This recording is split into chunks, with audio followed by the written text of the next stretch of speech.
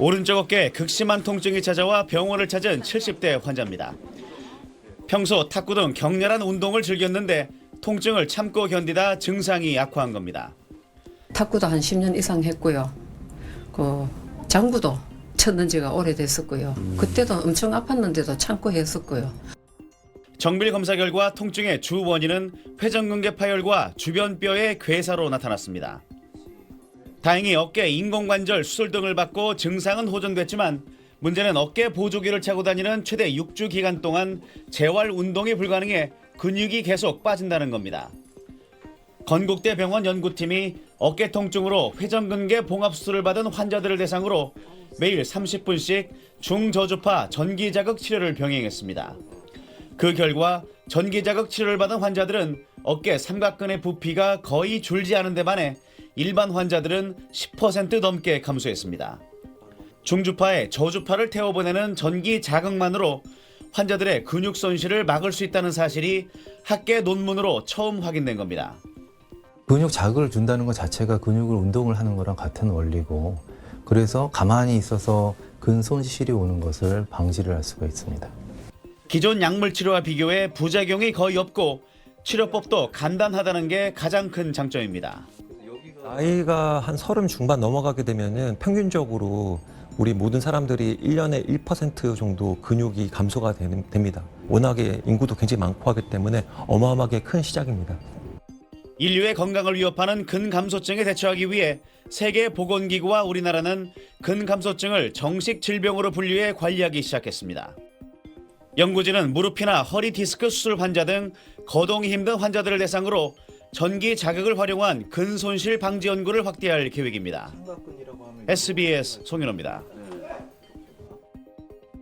빛을 잘 흡수하고 내뿜는 물질인 페로브스카이트로 만든 디스플레이입니다. 바로 옆에 있는 요즘 TV보다 더 많은 색을 보여줄 수 있습니다. 기존 디스플레이의 색 재현율 70에서 85% 수준을 넘어 97%의 색을 표현할 수 있습니다. 빛 에너지 효율을 나타내는 지표도 90%를 넘어서는데 기존의 어떤 물질로도 불가능했던 수치입니다. 어떠한 재료도 65%도 넘을 수 없었는데 EQI 값에서 91%를 저희가 최초로 달성을 하게 되었습니다. 전력 소모가 더 줄어들 수 있다는 걸 말씀드리는 겁니다. 현재 TV 시장의 주류인 OLED나 퀀텀닷 기술은 우리나라가 제조를 선도하고 있지만 원천 기술은 미국 기업 UDC가 가지고 있어 로열티, 즉 특허료를 내야 합니다. 하지만 페로브스카이트 디스플레이는 우리나라가 원천 기술을 갖고 있습니다. 문제는 열과 수분, 산소 등에 취약해 수명이 짧다는 겁니다. 연구팀은 빛을 내는 페로브스카이트 발광체를 3중 보호막으로 감싸는 방법으로 디스플레이 성능이 90%로 떨어지는 데까지 걸리는 시간을 27,234시간까지 늘렸습니다. 상업화 가능한 수명을 훌쩍 넘어서게 된 겁니다. 기술적 완성도를 증명한 이번 연구는 세계 최고 권위의 학술지 사이언스지에 표지를 장식하는 쾌거를 거뒀습니다. 특히 연구팀의 또 다른 기술인 마음대로 늘리고 구부릴 수 있는 디스플레이 또한 세계 최고 수준의 효율을 달성해 네이처 본지에 연구 성과가 게재됐습니다. 지금까지의 디스플레이는 전기선 같은 연결 물질만 늘릴 수 있었는데 이번 기술은 빛을 내는 발광체 자체가 늘어난다는 점에서 혁신적입니다. 발광층 자체는 저희가 200% 3배까지 늘려봤고 소자로 만들었을 때는 이게 모든 층이 스트레쳐블하기 때문에 최대 60%까지 늘어나는 것을 확인했습니다. 이번에 개발된 차세대 디스플레이가 새로운 시장을 선도할 핵심 기술이 될지 주목됩니다. SBS 정구희입니다. 본인 의지와 상관없이 손이 떨리고 제대로 걷지도 못합니다. 몸이 서서히 마비되는 파킨슨병. 도파민을 분비하는 신경세포가 줄어들면서 나타나는 퇴행성 뇌질환입니다.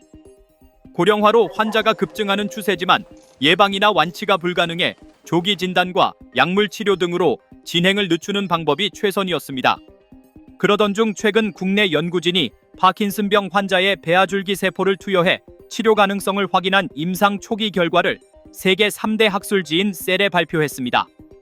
연구진은 아시아 최초이자 세계 두 번째로 배아줄기 세포로 만든 도파민 신경세포를 환자에게 이식하는 임상시험을 진행했습니다. 기존 치료제가 잘 듣지 않고 부작용을 겪은 임상시험 환자를 6명씩 나누어 도파민 세포 치료제를 저용량, 고용량으로 각각 뇌에 투여한 뒤 1년간 추적 관찰했습니다. 그 결과 고용량 투여군에서는 평균 43.1%가, 저용량 투여군에서는 평균 27.8%가 증상이 호전되었고, 뇌 촬영에서도 이식된 도파민 신경세포가 잘 생착한 것을 확인할 수 있었습니다. 오케스트라 지휘자였던 한 환자는 줄기세포 치료 후 다시 지휘봉을 잡게 됐고, 걷기 힘들었던 환자는 지금 탁구와 배드민턴을 즐기고 있다고 연구진은 설명했습니다. 기존 약물 치료는 장기간 복용 시 부작용이 있는 반면 도파민 신경세포를 이식하면 도파민을 지속적으로 생성할 수 있기 때문에 근본적인 치료가 가능할 것으로 기대됩니다. 김동욱 연세대 의대 생리학교실 교수, 이필휴 연세대 세브란스병원 신경과학교실 교수, 장진우 고려대 안암병원 신경외과 교수팀이 진행한 이 연구는 이번 임상 결과를 바탕으로 임상 3상까지 진입할 예정입니다.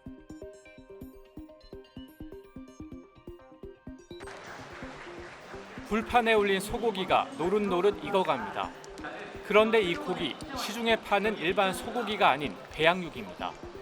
배양육은 한우 근육과 지방에서 채취한 줄기세포로 배양 조직을 만들고 식물성 단백질 등을 결합해 만듭니다.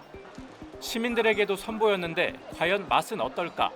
그런 햄을 먹는 맛이었고요. 그리고 식감 같은 경우에는 약간 일반적인 콩고기의 느낌에 가까웠습니다. 경상국립대 축산과학부 주선태 교수 연구팀이 세계 최초로 덩어리 형태의 배양육을 만드는데 성공한 겁니다.